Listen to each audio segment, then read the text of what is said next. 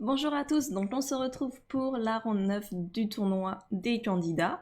Donc comme d'habitude, on va revenir rapidement sur les résultats, faire un petit résumé de ce qui s'est passé durant cette ronde 9 et ensuite directement on va sélectionner une position que l'on étudiera plus en profondeur pour apprendre un nouveau concept.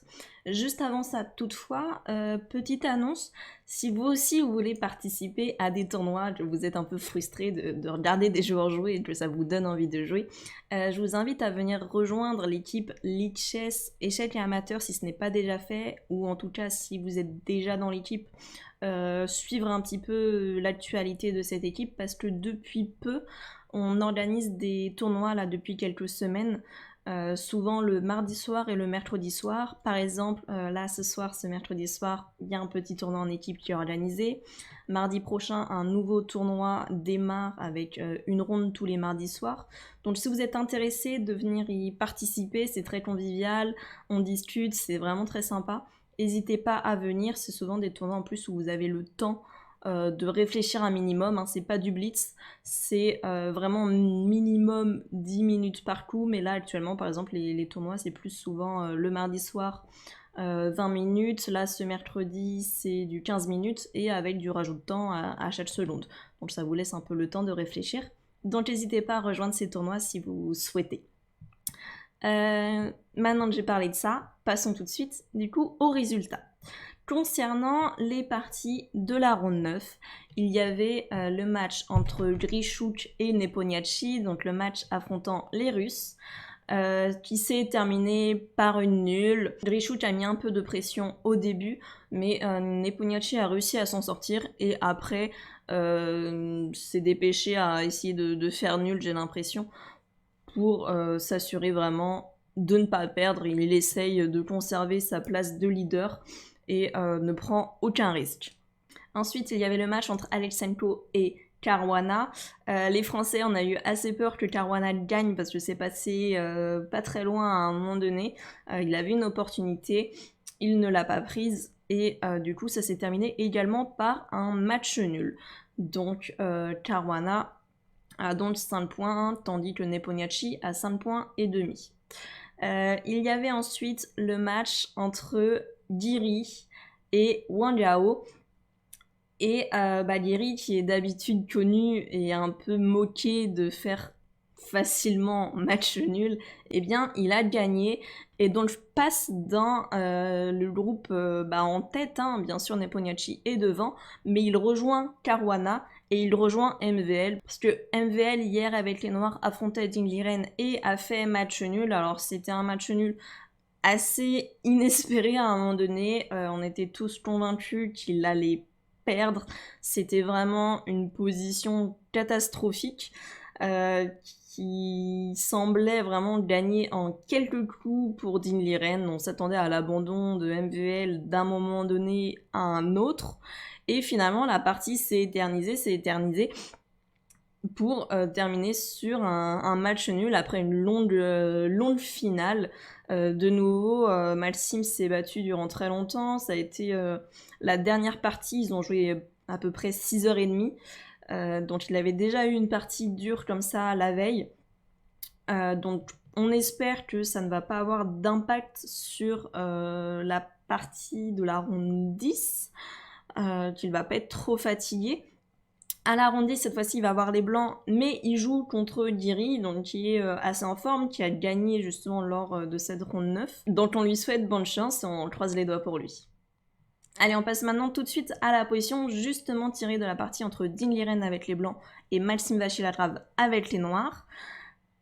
C'est justement un moment clé de cette partie, donc on va avoir deux petits exercices. Déjà, premier exercice ici, vous avez les blancs et je vais vous demander d'essayer de calculer un petit peu, de choisir parmi différents coups.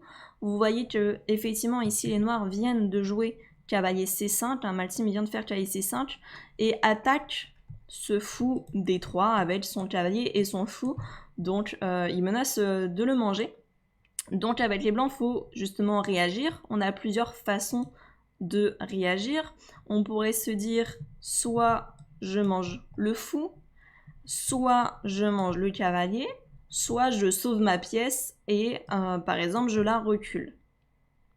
Donc ce serait différentes possibilités. Alors on pourrait la reculer en E2, on pourrait aussi reculer le fou en C2 et B1 dans ce cas-là. Donc à vous de voir si vous voulez le reculer ou est-ce que vous le reculez. Là j'ai mis E2, vous pouvez envisager une autre case. Mais donc la question c'est parmi ces trois options, qu'est-ce que vous choisissez ? Je vous laisse mettre en pause la vidéo, je vous donne pas plus d'indices, je vous laisse un petit peu calculer et nous on regarde tout de suite ces analyses et la solution. Donc dans les différents coups qui étaient proposés, il n'y en a pas un qui est foncièrement mauvais, mais en fait c'est juste qu'il y en a un qui est largement meilleur que les autres et qui permet vraiment de prendre l'avantage. Donc c'est celui qu'on va analyser. Si vous avez pensé aux autres coups, vous allez vite comprendre la différence après l'analyse. Et donc ce qu'on va voir ici, c'est que quand vous échangez des pièces, il ne faut pas juste s'intéresser à la valeur des pièces. En gros, vous échangez des fous, vous vous dites c'est 3 points contre 3 points, donc ça va forcément être égal. Le fou contre le cavalier, pareil, et vous dire c'est égal, donc ça reste égalité entre les joueurs. Non, il y a bien plus important que la valeur des pièces, hein, c'est la position globale de vos pièces. Vous pouvez avoir le même nombre de matériel et avoir un joueur qui est largement mieux que l'adversaire, et c'est ce qu'on va voir ici. Ici, il faut se poser donc la question des échanges de pièces, du fou avec le fou, du fou avec le cavalier. Et en fait, on peut apercevoir un motif tactique également présent ici, c'est que cette dame est quand même un petit peu surchargée parce qu'elle défend et le fou et la tour. Donc elle fait quand même pas mal de choses. Donc du coup, on peut peut-être essayer d'en profiter. Et ce qu'on se dit aussi, c'est qu'avec les blancs, on a un pion très très avancé en dessin, qui est déjà dans le camp adverse. On aimerait bien, si possible, se créer un pion passé, et donc essayer de virer ce pion D6 pour avoir le pion passé D5 protégé par le pion C4. Donc ce serait une grosse force, on en reparlera après.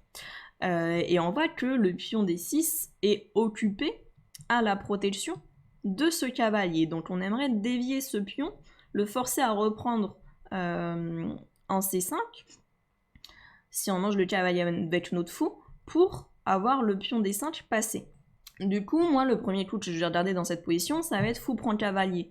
Non pas pour seulement éliminer la menace du cavalier sur mon fou D3 et pour échanger les pièces, non, c'est pour essayer en plus d'essayer de dévier le pion D6, parce que si le pion D me reprend ici, là, je sais que je suis bien mieux parce que j'obtiens un pion passé qui est protégé. Et on verra qu'il y a aussi d'autres faiblesses qui se créent dans le camp des noirs. Malheureusement, ici, quand on calcule ça, on voit qu'il n'est pas obligé de me prendre avec le pion D, il peut me prendre avec le pion B. Ma tour blanche attaque sa tour noire, mais la dame noire la protège. Alors, et je ne peux pas essayer de dévier la dame noire en disant je vais la dévier en faisant fou prend fou, comme ça la dame me reprend. Non, parce qu'il a le temps de manger notre tour qui, elle, n'est pas protégée. Donc ça n'irait pas. Et on peut pas se dire tiens, je prends la tour pour dévier la dame et que le fou ne soit plus protégé, parce que il est toujours protégé par la tour. Donc ça ne donnerait rien, on n'arrive pas à forcer ce pion à venir en C5. Bon, mais maintenant on peut regarder peut-être dans un autre ordre de coups, faut pas abandonner cette idée. Ici, on peut peut-être du coup faire d'abord fou prend fou, pour tout de suite dévier la dame. Et comme ça, la dame, elle ne protège plus cette tour. Et donc, vu que cette tour n'est pas protégée, elle a un petit souci, parce qu'on a vu justement dans la variante précédente qu'il y avait quand même un vis-à-vis des deux tours si le pion B partait. Et donc là, tout de suite, on se rend compte que si on fait fou prend cavalier, le pion B ne peut pas reprendre, sinon la tour noire va tomber, et en plus sur échec, donc ça n'irait pas du tout. Et donc les noirs sont obligés de reprendre du pion D en C5. Et c'est dans cette position qu'ils sont arrivés dans la partie. Tout ça est donc forcé, hein, vous avez vu, il faut reprendre les pièces qui ont été mangées. Et on arrive dans cette position où les blancs sont archi gagnants. Et alors c'est ça qu'il faut réussir à comprendre, c'est peut-être pas clair, parce que si on compte le matériel, effectivement, c'est égal, donc on peut se dire, personne n'est mieux, mais en fait ici, Malsim avec les noirs est sur le point d'abandonner, c'est ce qu'il faut comprendre. Alors pourquoi? Qu'est-ce qu'il se passe? En fait, quand vous allez faire des échanges de pièces, évidemment, il faut regarder la valeur des pièces, mais voilà, il faut surtout analyser comment change la position, en particulier la structure de pion. Souvent, quand vous échangez des pièces, la structure de pion se modifie, les pions changent de colonne, etc. Et donc, ça va ouvrir des colonnes, des diagonales, en fermer d'autres. Il y a des pions qui étaient protégés qui ne vont plus l'être et inversement. Et donc ça, c'est très important à regarder parce que les pions, on sait qu'ils ne peuvent pas reculer, ils ne peuvent pas changer de colonne comme ils le souhaitent. Et donc, c'est des décisions sur le long terme qu'on prend. Et donc, c'est vraiment très responsable dès qu'on change la structure de pion. C'est souvent dans ces moments-là en partie qu'il faut réfléchir le plus longtemps avant de faire les échanges. Donc justement, il faut regarder tout ça. Un principe aussi important aux échecs qu'on dit, c'est que pour réussir à gagner une partie, il faut que notre adversaire en face ait minimum 2 faiblesses à gérer. Souvent, quand il a une seule faiblesse à gérer, il arrive à bien défendre et ça va faire match nul. Bon, si le joueur défend bien, mais ce qui est le cas de Malsim. Par contre, s'il a 2 faiblesses à défendre, ça commence à être plus difficile et on va réussir à gagner. Bon, là, dans cette position, Malsim n'en a pas une, n'en a pas 2, mais en a à peu près 6, donc c'est pour ça que c'est archi perdant avec les noirs. Alors, vous pouvez vous amuser à essayer d'identifier quelles sont les faiblesses des noirs et mettre en pause, et nous, on regarde ça tout de suite ensemble, du coup. Alors, quels sont les problèmes des noirs? Eh bien déjà, premièrement, ils ont ce pion B6 qui est arriéré sur la colonne B qui est ouverte pour moi avec les blancs, donc c'est une cible de choix pour mes pièces lourdes. Je peux mettre ma tour, je peux rajouter ma deuxième tour, je peux rajouter ma dame pour mettre la pression sur ce pion. Ce qui force, déjà on voit la tour noire, B7, obligé de défendre ce pion passivement. Donc c'est déjà un problème. On remarque aussi que le pion B6 est cloué vu que la tour B7 n'est pas protégée. On pourrait imaginer le gain du pion C5, par exemple, si on l'attaquait avec une autre pièce. Si le pion B6 est cloué, on pourrait essayer de manger ce pion C5. Ensuite, autre faiblesse, tout simplement, en ayant dévié le pion D6, maintenant le pion E5 se retrouve isolé. On a dévié le défenseur du pion E5, donc de nouveau, là, les pièces noires vont être obligées de protéger ce pion pour ne pas le perdre. Et nous, de nouveau, on peut l'attaquer avec toutes nos pièces lourdes si on le souhaite. Donc effectivement, ce pion a des petits soucis. Autre souci, en ayant dévié le pion D6, les blancs ont obtenu un pion passé protégé par le pion C4. Donc c'est une force pour les blancs et donc ça peut compter également dans les faiblesses pour les noirs parce que vu que c'est un avantage pour les blancs, les noirs doivent le gérer, ça immobilise également leurs pièces, ils ne doivent pas laisser ce pion aller à promotion, donc ça fait partie des faiblesses à compter. Autre faiblesse également, il y a une colonne ouverte en A que les blancs dominent, les noirs ne peuvent pas la prendre, donc les blancs ont aussi cette colonne où ils peuvent menacer de rentrer un jour dans le camp adverse. Les noirs ont une colonne en F qui est ouverte pour eux, mais cette fois c'est une colonne semi-ouverte, il y a quand même le petit pion F2. On pourrait dire que le pion F2 est faible pour les blancs, c'est vrai d'un certain côté, mais il est bien protégé par la tour B2. La dame noire est devant la tour, donc vraiment, il ne menace pas du tout d'aller le chercher pour le moment. Autre faiblesse encore pour les noirs, c'est leur roi qui quand même n'est pas très bien protégé. Il suffit que la tour B7 parte de la rangée et on peut faire tour A7, échec au roi noir. Donc ça se passe assez mal. Et dernière petite faiblesse, c'est la case G6 qu'on contrôle bien avec notre pion, où on aimerait bien faire rentrer un jour peut-être notre dame, une tour, pour justement venir attaquer ce roi, faire échec, le dévier, et en plus peut-être gagner le pion H6 qui également a des petits problèmes. Donc comme vous pouvez voir, il y a énormément de faiblesses dans cette position, donc c'est pour ça que Malsim est vraiment archi perdant ici, et on pensait vraiment qu'il allait perdre. Du coup, deuxième petit exercice, vous pouvez ici essayer de réfléchir avec les blancs, comment est-ce que vous continueriez la partie Et l'idée, c'est d'essayer de mieux jouer que Ding Liren, parce qu'il a joué un coup assez étrange ici, qui n'était pas réellement mauvais, mais qui n'avait pas un grand intérêt, et alors qu'ici, il peut vite concrétiser son avantage, en tout cas. Donc, je vous laisse mettre pause, et on regarde tout de suite qu'est-ce qui aurait pu être joué, et qu'est-ce qui a été joué. Alors du coup, ici, un coup qui aurait été très intéressant avec les blancs, et on s'attendait tous à ce que Ding Liren joue ça, parce que c'est un coup quand même assez évident. On aimerait bien justement chasser un petit peu la dame des noirs pour pouvoir, avec notre dame blanche, se mettre sur la diagonale blanche, essayer de rentrer justement en G6 pour venir attaquer ce roi, attaquer le pion H6, attaquer en même temps le pion B6, ça aurait été vraiment très intéressant. En plus, cette dame noire, avec la tour, on a déjà dit, hein, ils attaquent un petit peu le pion F2. Ok, c'est bien protégé, mais bon, on voit que, par exemple, la tour noire, s'y est part et que les noirs lâchent le pion B6, on pourra pas forcément manger ce pion B6, parce que si on enlève notre tour, les noirs pourront prendre F2. Donc ça immobilise quand même un petit peu nos pièces. Du coup, on aimerait bien les rendre un peu plus actives et chasser cette dame. Donc là, un coup qui aurait été très logique, ça aurait été tour F3. Ok, on abandonne la colonne A, mais finalement on a plein d'autres intérêts et ça va permettre d'échanger des pièces. Et vu qu'on a un avantage avec le pion passé aussi, plus on échange les pièces, plus ce sera simple d'essayer de concrétiser aussi le pion passé, de l'amener à promotion. Il y aura moins de monde pour le bloquer.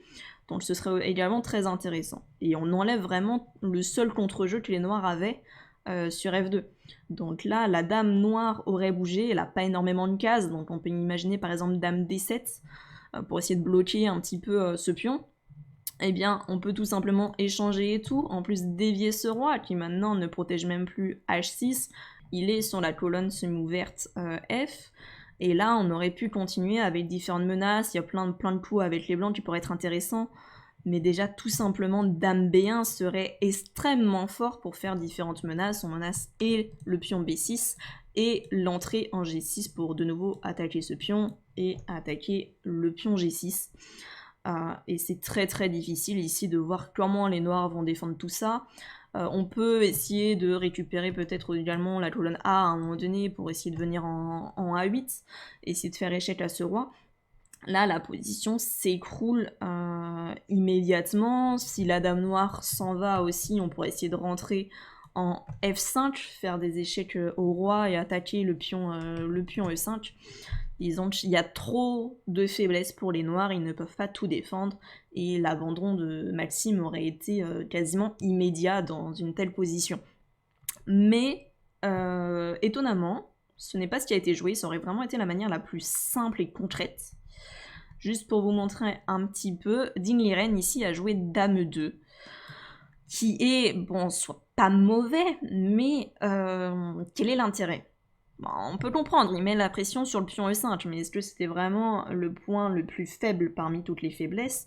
Et finalement, il n'attaque que une seule faiblesse, donc c'est un petit peu dommage. Après, ok, il rajoute de la protection sur le pion F2, mais justement, c'est un petit peu passif à ce niveau-là. Et du coup, Maxime, ici, en plus, a pu continuer en jouant E4. Alors, il est toujours perdant, mais au moins, il empêche tour F3 maintenant, donc on peut plus échanger les pièces si facilement.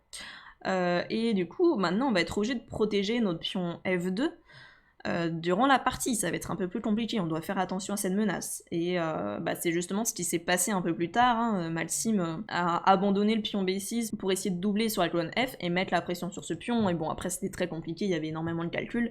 Et Ding Liren a continué à faire des erreurs ensuite. Et donc, c'est comme ça que Maxime a réussi à remonter la pente assez incroyablement. Et a signé la nulle bien plus tard, alors que ici on pensait tous que Maxime allait perdre de nouveau et que presque ses chances de qualification pour le championnat du monde commençaient à être très très faibles. Mais finalement il a fait nul, donc on est super content. Du coup il reste à la place de deuxième ex aequo. Alors maintenant ils sont 3 à cette place, hein. Donc comme j'ai dit il y a Caruana, il y a Guiri et MVL, et là du coup à la ronde 10 il y a un match très très important, c'est l'affrontement entre MVL et Guiri, donc qui vont vraiment se battre. Alors on sait pas, hein, ça se trouve ils vont essayer de faire nul pour conserver leur deuxième place, ou alors justement jouer vraiment la gagne pour essayer de passer à la première place, essayer de rattraper Neponiachi. Donc un beau match qui nous attend. MVL à les blancs, donc ça va faire plaisir. On espère qu'il va réussir à en profiter pour éviter de rentrer dans toutes les prépas de ses adversaires, parce que là, avec les noirs, il est rentré dans des prépas assez corsés. Donc on attend de voir ça. Et donc je vous dis à demain pour la prochaine vidéo de la ronde 10, en espérant que ça se soit bien passé pour Malsim.